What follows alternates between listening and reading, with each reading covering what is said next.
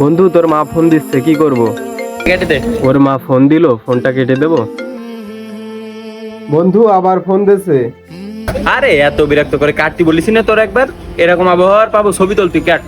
আরে ভাই 1 মিনিট কথা বলে নে না, বিপদে পড়েও তো ফোন দিতে তুই পারে। কিন্তু বেশি বুঝিস, তোর বলিসি কাট, তুই কাট। হাই রে, আচ্ছা ঠিক আছে দাঁড়া।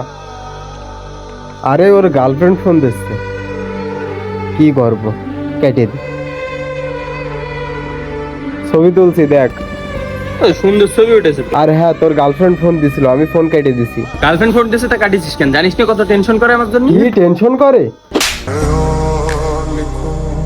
কি হলো, তুই মারলি কেন আমার? বাহ, তোর মা তোরে ফোন দিলে তোর মনে হয় তোর মা বিরক্ত করে, তাই না?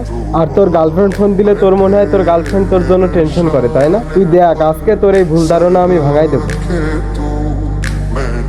দাঁড়া, তোর গার্লফ্রেন্ডের ফোন দিই প্রথমে।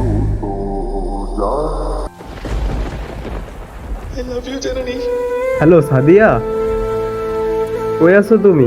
রবি অ্যাক্সিডেন্ট করছে। এখন আমি আসতে পারবো না, এখন আমি অনেক ব্যস্ত আছি।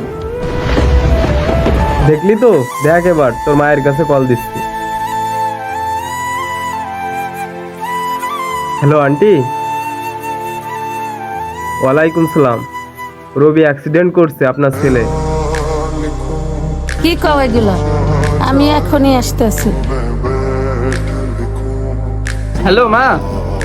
মা তুমি কোনো টেনশন করে না মা, আমার কিছু হয়নি, আমি অ্যাক্সিডেন্ট করিনি মা, আমি বাড়ি আসতেছি। না সমস্যা নেই, ওই আর কি মাত্র লং চলে আসছে।